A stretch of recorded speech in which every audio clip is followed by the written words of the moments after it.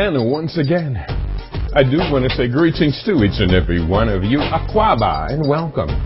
Welcome to another round of Culturally Conscious Communications here on the LIB Radio, LIB TV, and LivingInBlack.com network. My name is Kidi Awadu, a.k.a. The Conscious Roster. Weekday mornings, you and I get together live. We come at you from 9 a.m. Pacific Time, that's 12 noon Eastern Time, 5 p.m. GMT, and 7 p.m. East African Time. We get together with you. And we deal with culture, consciousness, historical perspectives, entertainment, economics, education, health, labor, law, politics, religion, family, conflicts, all areas of human interactivity and human development. Today's date is Tuesday. It's the 11th day of April, the year 2017, in the Western calendar. This corresponds to the year 6257 in the calendar of ancient Kemet, to which we have realigned our cultural clock. Welcome to the 7th millennium. You have found your family in a peaceful place here on LIB Radio, LIB TV, and LivingInBlack.com. In our second hour today, we have coming with us in his regular weekly slot, regular daily slot, I should say, Brother Irby Phillips Jr. His guest, weekly co-host, is your favorite half of the twin comedian pair, the Mooney Twins. I don't know if he's your favorite or least favorite of the two. I'll let you figure that out. And that is Brother Dwayne Mooney. They will be discussing how technology is making it easier for every household to have multiple sources of income. They'll be talking about how anybody can establish passive income revenue streams via the 4X revolution, as well as EPX 180. So that should be an interesting dialogue. Always do tune in to Brother Irby in our second hour. In my first hour, it's a pleasure for me to have back as a guest. He's been on LIB Radio many, many times, and for good reason. He's one of my dearest friends on the planet, and someone I truly admire for his commitment to go above and beyond in service of people, of family, of community, and of those who are around him. Just briefly, Bomani Tayemba is co-founder of the Pan-African Tourism and Investment Service called Africa for the Africans. They have a number of annual trips to Africa, and this year going to Brazil. We will discuss these trips, your own African travel experience, as well as the critical role of repatriation, technology, and strategic investments to secure our Pan-African future. Joining me via Skype line from metropolitan Atlanta, Brother Bomani Tayemba. Akwaba Bomani. All right, greetings, family. This is Bomani Tayemba from Africa for the Africans Tourism Investment, and I'm excited to this always be on LIB Radio, connecting with my brother Kidi and sharing with our family the growth of all the things that we've been doing over the years. It's hard to just give everybody everything in one dose, but over the 10 years we have shared, just like a long series, all the things that we've been engaging on the African continent and all of our works from day one for repatriation, which has always been our ultimate goal. Awesome. It is great. Wahotse-sen. Mioye. All right. And he and I just engaging in a little bit of tree language. Wute tree P? I wish I knew tree like that. I know we have the dialogue and the details on there, but yeah. Well, you got to constantly engage in it, or you just kind of... Well, and it helps when you get back in the country and you start to hear it on a regular basis. It comes right back to the surface. And I asked, do you speak tree well? And you might just respond, kakra, kakra, just a little bit. But Brother Bomani... Since you got me going back to those good old days in 2007 when we connected with Brother Kwabna Baka, our tour guide. Right. That's right. And 10 years later, we're still connecting with our brother. Oh, he's such a beautiful, spirited man, such a beautiful spirit. And, well, I am anticipating being back on the regular annual tourism trips, tourism and investment trips. And we'll talk how important the investment aspect of Africa for the Africans initiatives is. But there's so many things going on. For one, in less than a month, or exactly a month from right now, you and I will be accompanying the Pan-African Technical Association for the Yahat Tour to Ethiopia. I'm excited about that. That is fantastic. It's like a dream come true, and I appreciate our brothers are reaching out to us and selecting us as the initial group of people to really get engaged and promote tourism and business and investment in Ethiopia. It's good to just see a outreach, and I realize that you have to build a certain credibility and energy to get reached out to. So me, yourself, and a few other people have been some of the people that have been organizing this energy as far as connecting Africans in diaspora to the African continent, using the main tool as far as tours. It's a smooth way to connect people in, and you build your business and investment conference and all those things, and next thing you know, you're growing. That's right. So very true. And then when you return back from the Ethiopia tourism, and it's really kind of an investment tourism promotional events, wonderful event, you will have just a few days turnaround, and then I understand you're headed out of town again? Yes, we have a full tour group. We're 27 strong on our way to Ghana for Ghana Repatriation Investment Tour, and that's May 24th to June 6th. So we're going to be sharing lots of live updates via YouTube and sharing it along the internet as far as our foundation, as far as going back to Benue Village. We went to Benue Village October of 2015, and that's when we first saw the land that we had interest in to build the African Diaspora Sustainable Repatriation Village in Ghana.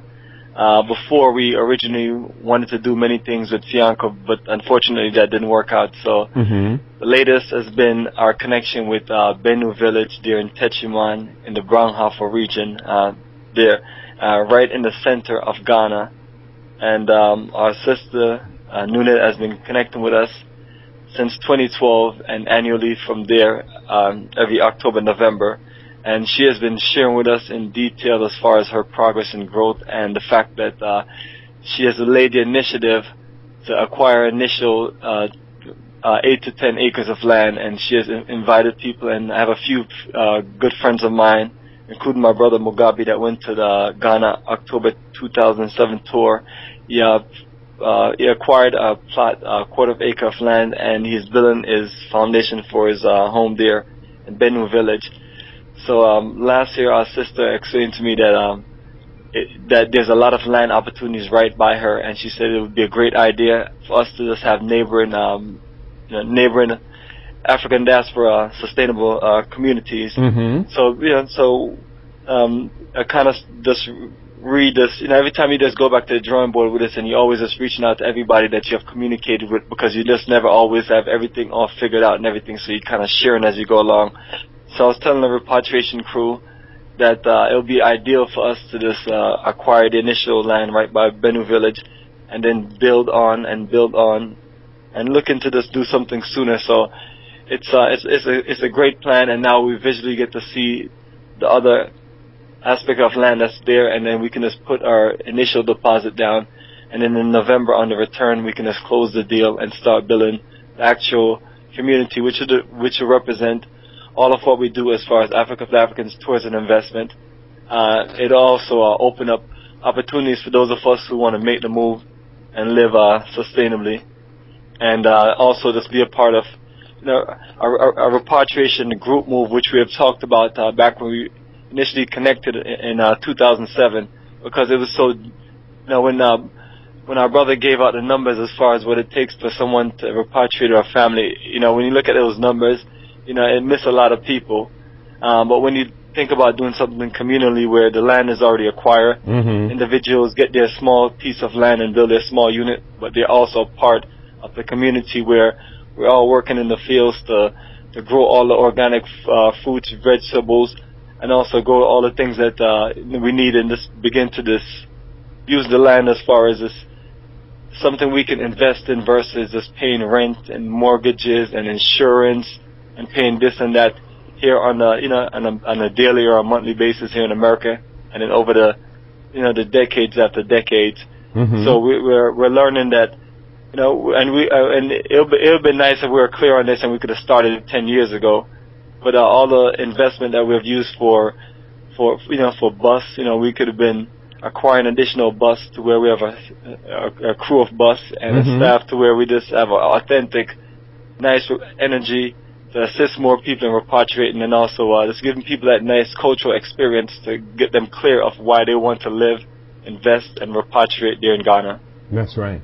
Let me tell you, what you're talking about makes so much sense, and especially as we see it in context of the way that we're living now, the way that technology is opening up new possibilities around the world for people to live and function in a transnational basis. I mean, you may still be drawing your income in the United States, but you may be living in 1, 2, or 3 or 4 different countries in the immediate future, and especially this phenomena called Africa Rising, where the African continent, especially sub-Saharan Africa, is developing at such a rapid rate.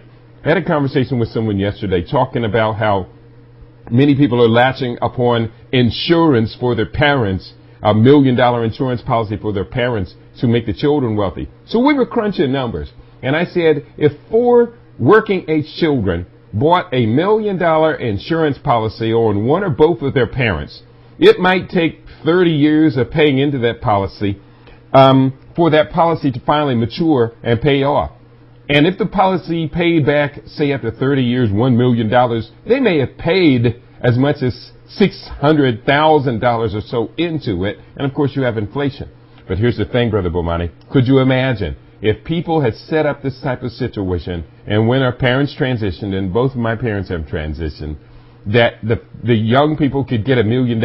What would $1 million do, Brother Bomani, if a family took that $1 million and decided to repatriate to the African continent to buy land and to open up one or more businesses on that land? What would $1 million do in your Ghana repatriation vision? Perfect, Kitty. Excellent question. We have a nice GoFundMe energy for $500,000 to build an incredible elite, well-organized community as far as technology goes. So $1 million will literally build our hotel, because one of the things is we're always bringing people up to that region. It'll be ideal for people to stay in our own community hotel, 20 rooms or so. We also can build 2 communities, to where we have business development operation. We have all of the organic farming. We also have certain manufacturing going, as far as we talk about the things that we need to create for ourselves. So you have that level of clothing manufacturing. You also have manufacturing of all the fruits and vegetables, because you're there in a agricultural based environment, and also you're using all the modern day technology, as far as we talked about the satellite system to provide an incredible powerful source of internet, and also top level wind power, along with solar on a grid style, or even a mini power plant that can power both communities. And you're talking about an incredible catch water system with a pump and filter system that's 21st century. So you can really just power something self-sufficient, to where we can invest in, and where we can also look at the area that we're in, which offers a lot of opportunities for us to get into maintenance and engineering. We talk about technology and business services. Your recycle waste management, import export, more infrastructure and construction, and this in general, this ultimately more manufacturing and distribution. So we begin to be able to play more part of us investing in the communities that we're part of, versus us walking out our door every day and everything that we see is literally built and created for us, and only thing that's there for us to do is to contribute our labor, or basically just be consumers. And you have a minimal amount of things that you can invest in, because you're out organized by other nations of people consistently. We live in a community where you have primarily black people, but then you look at the ownership of all the stores, the business, and it's just others that are coming in and taking the wealth and building their own. So when we do these things in Africa, and we start building our own communities, as far as to assist more of us into just leaving the plantations of America and contribute our energy to our own investment. That is a good way to just make a certain move. I know it's not as simple as that for certain people, but we've been doing our best to kind of show what we have been doing over the years, and also connecting people with different options and opportunities. And we have our brother Dahoudi there, and also Shamsuddin and our brother Brandon there. And those are the early 2006, 2007 days, and they are there laying the foundation. And now it's like whenever any of us are ready to come there, they can build anything for you sustainably, because that's what they've been doing since day one. I do want to invite you, our listening audience, join the conversation, especially if you have visited Africa, considering visiting the continent. It's a huge continent. Or if you have ever entertained visions of repatriation, of taking 400 years of our experience, our knowledge, wisdom, information, and the wealth that we have accumulated, and don't think that black people in America don't have money. Brother Bomani, if we can spend $51.8 billion in 2 months on Christmas shopping, we've got money. So, call us, area code 646-716-9835. Talk to this Brother Bomani, who's made so many trips to the African continent. And the best part about it, Brother Bomani, what I love about Africa for the Africans.org is that you don't travel to Africa alone. How many people have accompanied Africa for the Africans on their various trips to the continent?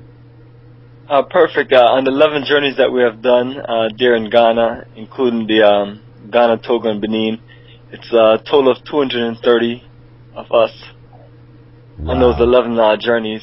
Wow. And it's from 2006 to 2016. And then this May 2017 is 27 of us. So looking about a good 12 journeys of 250 different brothers and sisters. That's right. And now we're just looking to use that energy to make stronger move as we move into additional phase of repatriation. It takes a while for us to really just learn the ground and learn how certain things work, especially since no one showed us how to escape America and really return to the land of our ancestors and become successful to where we don't have to depend on the American system. There's a couple of comments that have come in. First comment from Oran, brother from Oran's Wonder Weave. Oran says, let's make a museum there in Africa. I will give the museum the goods for free. And it's a very good idea. It's a great way of leaving a legacy. He said, I've been to over 10% of, I believe, African countries. It looks like there might have been a little typo in there. But yeah, he's had a chance to travel to Africa as well. Grace writes, about 1 million US dollars can do a good amount of things. However, things in Kenya are quickly becoming expensive. I think we have 5 more years where we would see investing that much going far.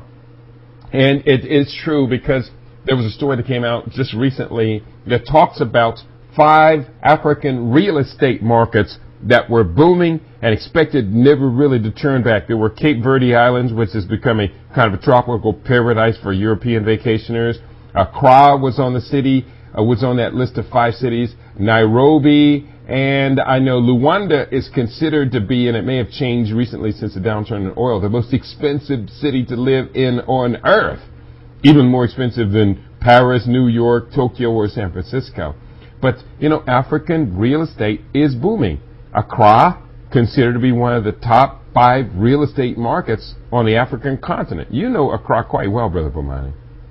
Yes, I've been to Accra 11 straight times, and it's pricey. Real estate have went up from 2006 just a whole lot. It's one of those things where if you just knew what you knew now, you'd make a certain level of investments. But based on what we know now, booming region and the booming part in Ghana in the next 5 to 10 years is going to be the Brown Hafo region. And so I'm letting the secret out to those who want to be a part of some great investments, because when you're trying to invest there in Accra and the southern part of Ghana, most of everything is established. So you want to go out to fresh land and be a pioneer. And all along the whole coastal area there, the Cape Coast region, there's so much open space. Brother, I will never forget that trip we made out to the Rock Top Beach Hotel. Yes, absolutely, Rock Top Beach Hotel. I remember that. That was breathtaking. That's actually another great area, Winneba. Yeah, Winneba. And I saw that property next door, and I swore that was my property claim. Now, from my understanding, the Rock Top Beach Hotel is no longer operating. Have you visited them recently? Oh, no, I haven't visited recently. Last I checked, I didn't hear any updates on them over the last few years. Well, I tell you, it's one of those things where we make moves and we repatriate, and then sometimes we don't get the level of support we need for certain to keep our business and keep our energy going.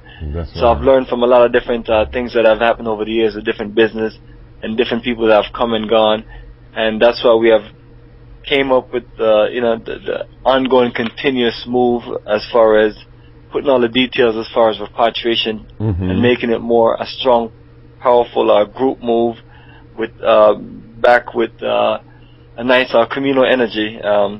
So this is as a way to stay in business, stay relevant, and using all of the technology to do all of to keep the ongoing work that you do. So it's important for those of us that are into business of technology to get it established to where once you make your move, you can still run your business enterprise using your laptop and so on, and get access to the cash flow you need. So to where you just don't have to physically be any specific where in the world to operate. That's where I want more of us to start thinking. That way you can slowly get away from the plantation little by little. But it's hard to just get up and make a move if you don't have certain things in place. Well, and I look forward to the time, Brother Bomani, when you, I, perhaps Brother Dawoodi, Sister Amicus, and others who see this bridge being built between our African indigenous past, the Ma'afa diaspora journey, where we are right now, and the pressures we're under right now to get out of where we're in right now, and this Pan-African future, which includes Africa Rising, but it also includes expected confederation of the entire continent into one nation right around the year 2051 to 2063. That will create the largest nation on earth, the largest population, the largest marine resources under exclusive economic zone. In essence, what I am predicting through my futurist hat, Brother Bomani, is that Africa Rising will result in African, or the 22nd century, if we use the Roman time designation, will be the century called the African century, as this century, the 21st, is being called the Asian century. Who wouldn't want to receive all of that? But here's the thing, Brother Bomani, the work, the heavy lifting is being done right now, and too much of it is being done by China. Yeah, absolutely. That's where we have to build more into the means of just organizing ourselves as engineers, scientists, and so on. That's right. As a collective group to do certain development projects. Those are not things you can just do individual. So those contracts are literally, we should be focusing more to get, and we also have to expand our operation and start looking at doing things on a top level to where we're not just we're not just the people that's playing on the courts and throwing the ball and things like that. We're the people that's managing the operation. We're the people who have the investment in development projects. That's right. And that's what I'm learning about more and more. Is that if we start looking towards not just playing small ball anymore, we'll literally just be able to just compete. Because right now it's just hard to see us as many nations are just small groups that's really competing against the Chinese for the level of contracts and things that they're doing all across Africa. Because when it comes to operation there. They're bringing in all the equipment, they're bringing in their manpower, and they're bringing in all the capital. So it's just hard to really compete with them. As a matter of fact, America and Europe is having just a rough time competing with the Asian overtake right about now. And over the last 10 years, it's just been going on ever since we started talking about the Asian conference. That was coming up there in China as far as African Union. Mm-hmm. I tell you, I am definitely in agreement with you completely. A couple of comments came in. Brother Irby is talking about these economic possibilities. He has a couple of notes. He says, over $600 billion with a B annual market in the sectors of wellness, tourism, spas, and thermal springs. And he writes further, wellness tourism is very lucrative opportunity, and health resort on the motherland can become a very popular industry. And really, we have the example of One Africa, Sister Imicus, and what she's doing there. While it's not necessarily run as a specifically wellness resort, it is a type of resort where one pursuing wellness can go there and be able to achieve that. And we could really expand on that. Absolutely, Brother Keedy. And these are the things that you can do when you literally acquire land. Mm-hmm. You can literally, especially when you acquire large sums of land, you can literally plan it out to where you start small and build a few chalets and a few, communal aspect of a community, and then you can just also build into the things that you want to build. I mean, you wanted to have things like a top-notch 21st century spa, where you can just be able to just have the things that you need to have to just take care of your health and wellness. You have a community full of just where everything is grown organically, fruits and vegetables, and you have your clean water that comes from the sky. Mm-hmm. That's all you need to keep health and strong. As a matter of fact, you start aging backwards and then this reduction of stress versus here, you're just like aging rapidly and the stress is just piling up and just the energy of this being in the country is just literally killing you. And that's why we just always have to just get away for a short period of time if we have to, but ultimately we just need to get away with longer periods of time, because living in this country is just killing us. It's like almost impossible to get like real food. Nowadays, everything is just so poisoned and just mass-produced. That's right. That's right. So this is what we are sharing with you, our listening audience. Again, love to hear from you. I'm getting a lot of notes in the background, but really, hearing your voice is what we intend here at LIB Radio. Call in, area code 646-716-9835. That'll get you right through. You can find the numbers on the front page of libradio.com as well as libtv.com. Call in, press the 1 button if you're in the Blog Talk queue, and that will send me a flag and let me know that you do have something that you want to share with us. Brother Bomani, one of the things that a lot of people were really happy to see was this year, for the first time, the nation of Ghana extended citizenship to, I think, the first group of about 34 repats from the African diaspora were granted full Ghanaian citizenship. Absolutely, and Sister Imicus was one of them. Just happy for our sister and for the whole coalition of folks in the African diaspora. And that's a good move by Ghana, but also that's based on the African diaspora setting a mandate for all African countries to incorporate the African diaspora into citizenship programs. So Ghana has always been on the forefront ever since 1957 with Kwame Nkrumah, Mm-hmm. and also with Jerry Rawlings, and now former President John Mahama and the incoming President Nana Addo. And so it's it shows a kind of a flow where you're seeing more of energy. Well, Ghana is one of the few countries that have this flow of energy where you have a few presidents in their country that have really pushed for this energy. So that's a great movement, but also it's incorporation of this Amicus and the coalition of folks here from the African diaspora, and also our brothers and sisters from other parts of the African continent coming together to push for this.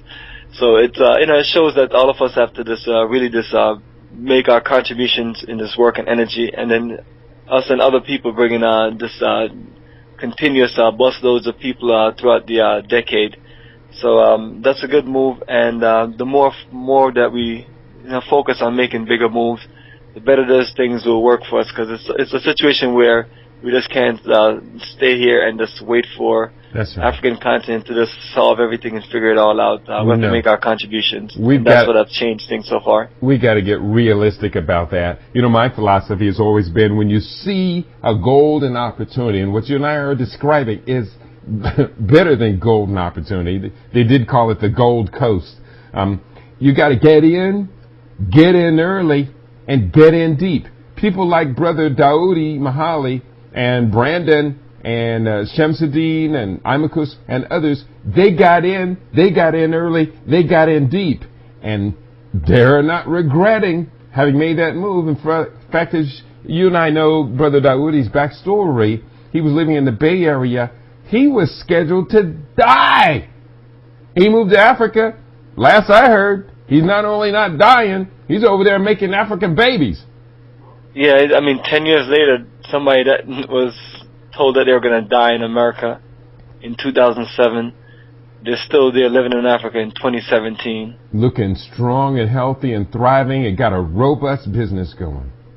And that's what I tell people: once you clear yourself out of this toxic environment and put yourself in a more sustainable environment, and be able to just live through the elements of nature and get away from that hustle and bustle and that constant madness that we go through every day, you begin to just really just feel free and just feel a way of this, your body start healing now. Instead of you dying, you're healing. That's right. So that's what our brother Dahoudi and many people like Nana Prempi have experienced. That is so true. We do have a first phone call, if you don't mind.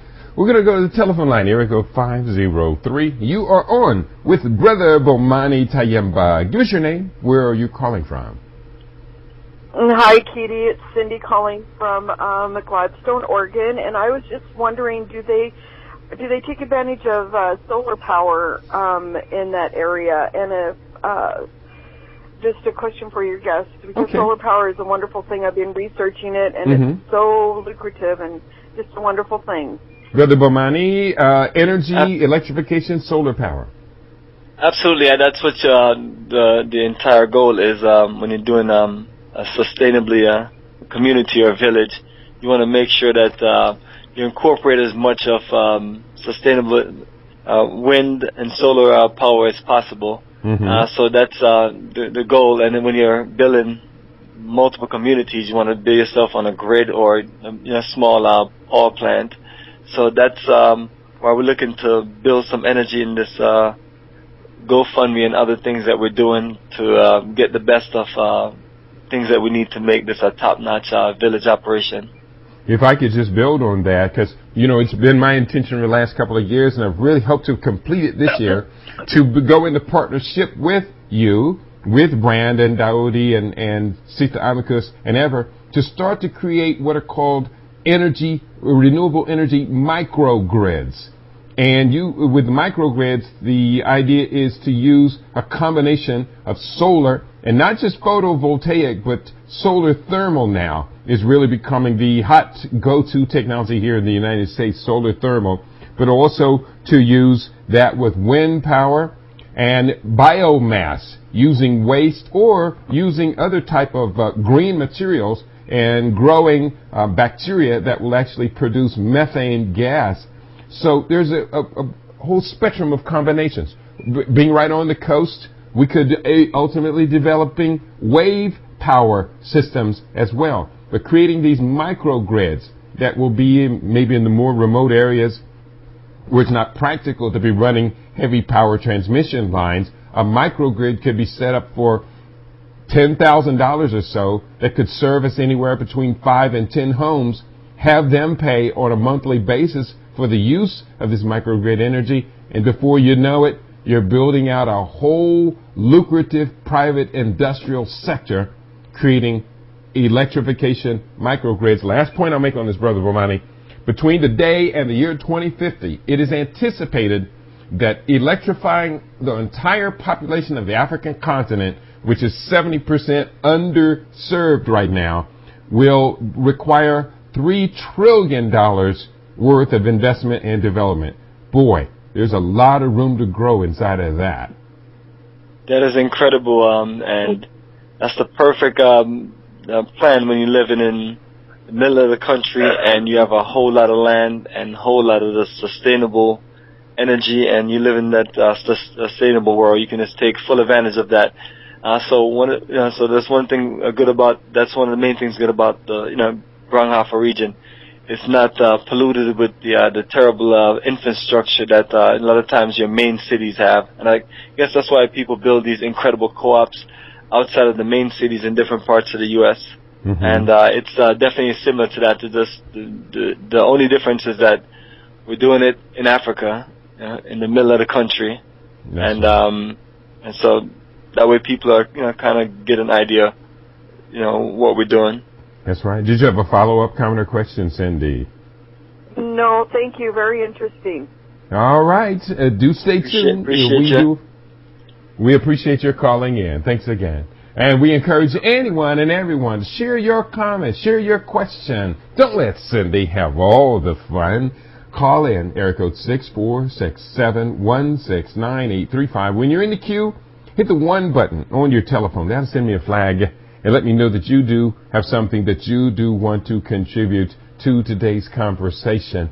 And Brother Bomani, it's really so many opportunities, so many possibilities. Again, I heard you mention twice a GoFundMe effort. Has this already been initiated so that people listening to our conversation today can help this vision further along? Yes, absolutely. It's initiated, and I appreciate your energy on it.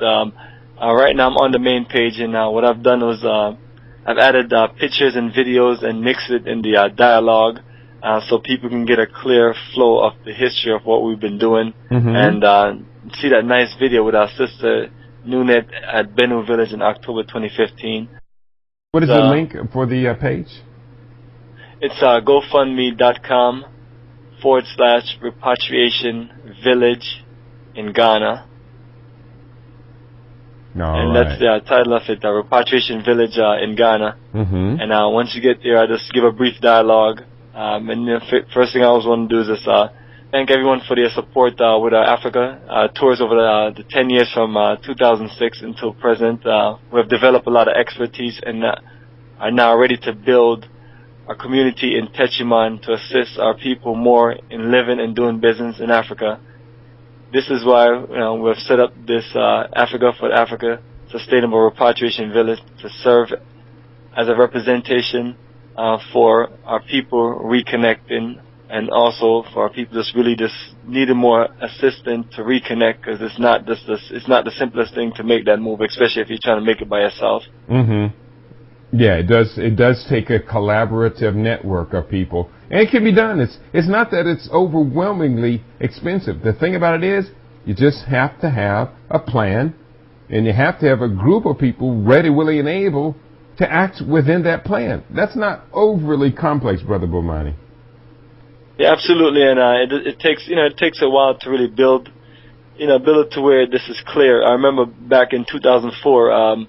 When we were doing more study groups and this small organizing, one of our brothers had this wonderful vision and energy to do communal living and just do a communal operation in the middle of Angola, and it was a great vision, great idea, and he's always been pushing for us to do more things communally in the U.S. and then make moves to Africa. But when it comes down to it, you have to have the right country where it connects you, and then also along with the right country, you have to have the right physical location. But before we even started doing tours or anything, that's one of the things that we always was looking at when we started studying our African roots and culture, saying let's repatriate and make the move and live in community operations. And now that we have built more and more energy on it, and we realized that these other locations weren't the right location.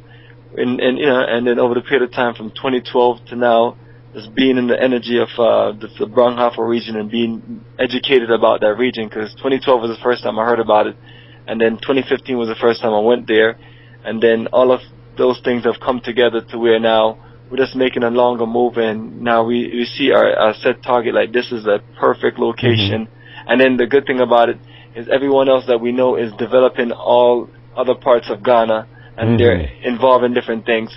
So this gives us a fresh connection, especially since the Africa for the Africans Tourism Investment and Bomani Technology is so much different business and different services all together, and then so much opportunities to expand. That's so we right. really need just a whole lot of land and then access to a whole lot of people to where we can just really just build things together. That's right.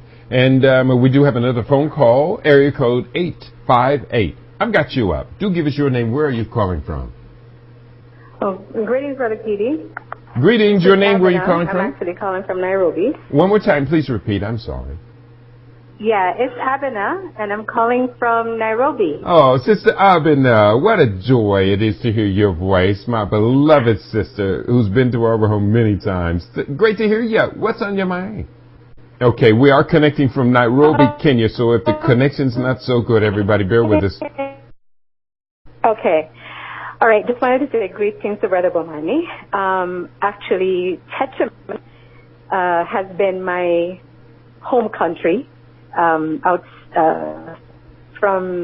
2 years ago. Was it the first time I went there? And so I still have family in connection.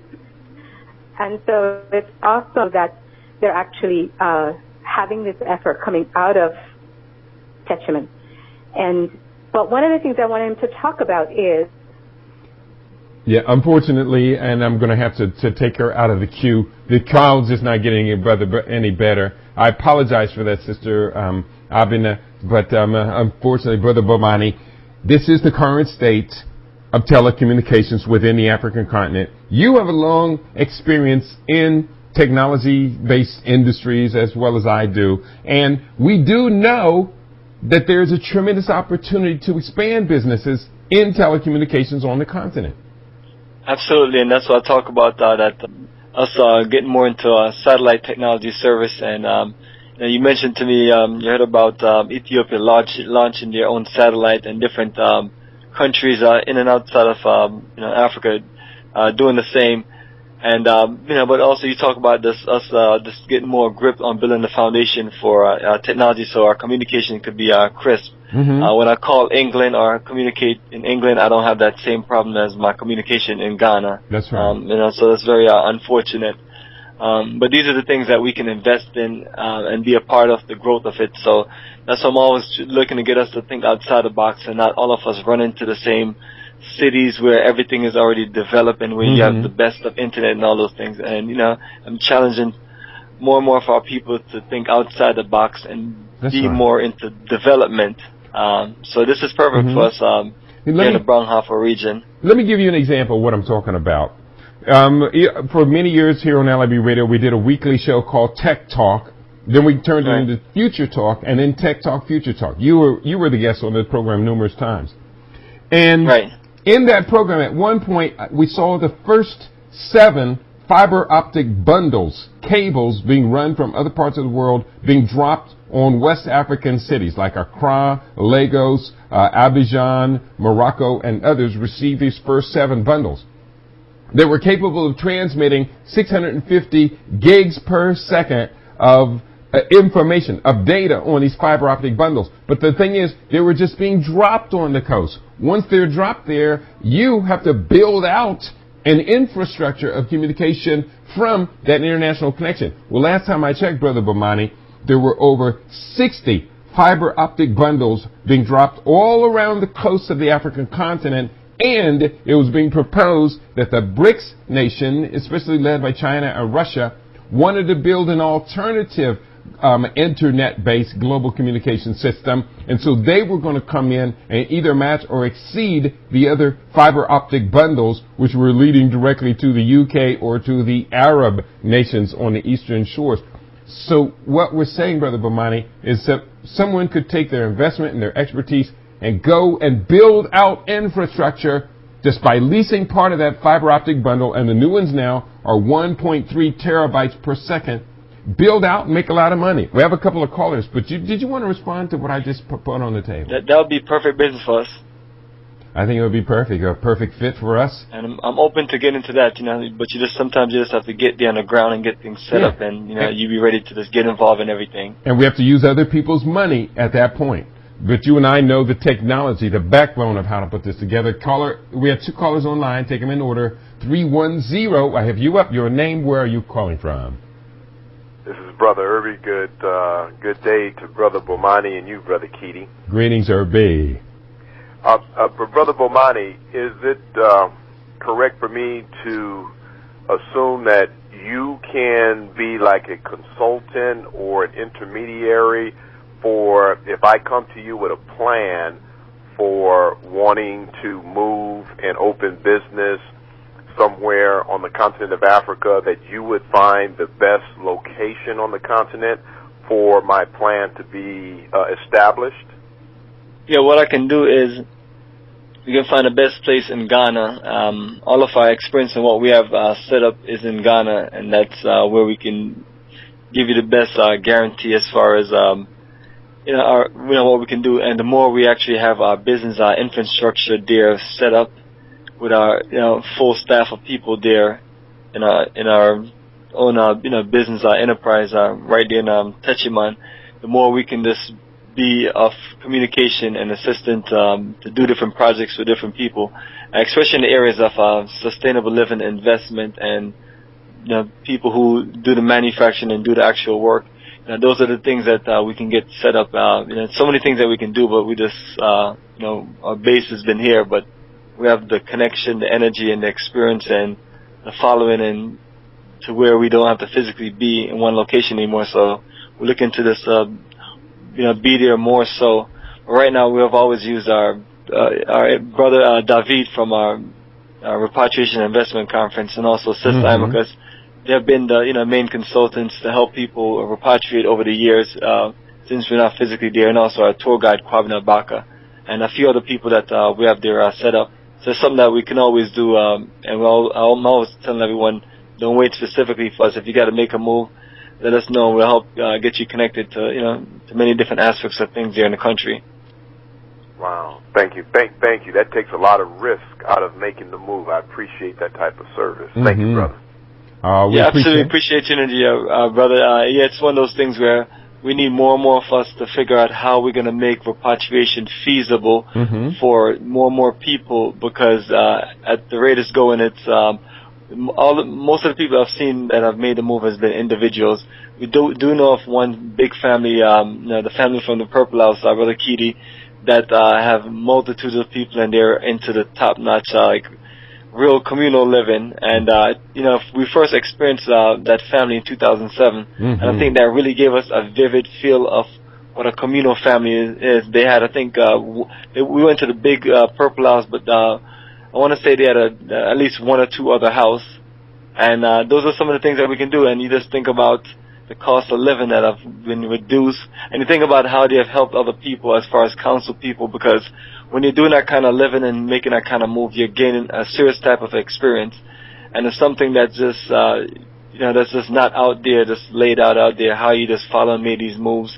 So most of us who know these things, it's just based on our experience. So that's how we're really able to connect with people. And for people like myself that has recorded everything since day one, we just have a flow of information of just, if people are following, even the conference call, you just get a full detail of how to make a move from here, live, travel, and do business, and also repatriate, in countries like Ghana. Did you have a follow-up comment or question, Brother Irby? No, Brother Bomani, he covered my question, and I appreciate it, and I look forward to future conversations. All right. Thanks, Brother Irby. That's it, brother. We keep you connected. That's all right, brother. We're going to go again to a second caller who was on hold, area code 323. Your name. Where are you calling from? Okay, Brother Keaty, it's Abena again, trying one more time. Yes, and if this doesn't work, if this doesn't work, you can always Skype LIB Radio. But we're hearing you.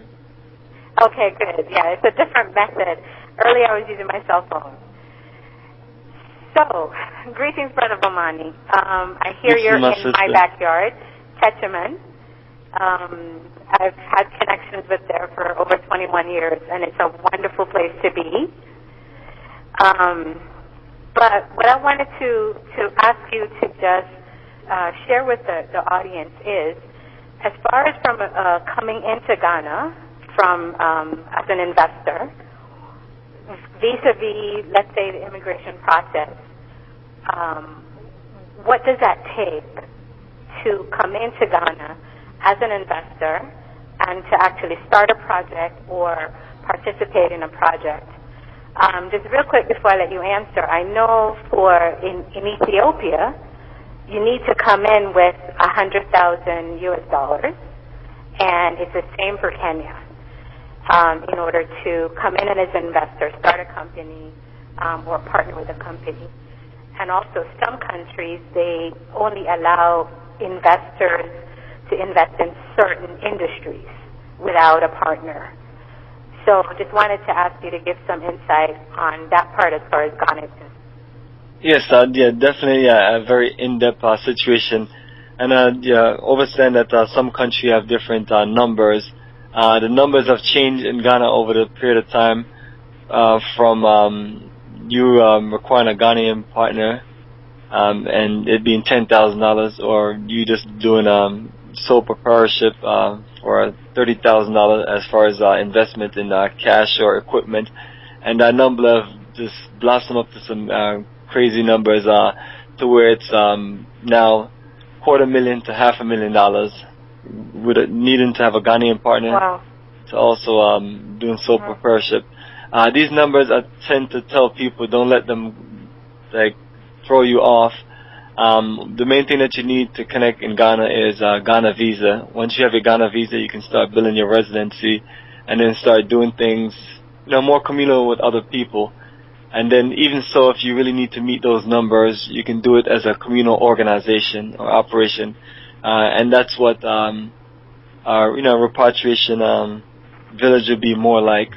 It's a collective energy of business enterprise where we just use that as way to just get our documentation to come in, and it's kind of built from there. But as time go along, there's certain policies and things in Ghana that are changing, even with the 34 brothers and sisters who receive citizenship. So you just got to kind of work the energy. But Ghana is one of the few countries I really see where the energy for those from us from the diaspora can really connect into that country. So that's where I've always been into Ghana, and I'm hoping that as time goes along, other countries will open up more and more and make it feasible or a lot more easier for those of us from the African diaspora.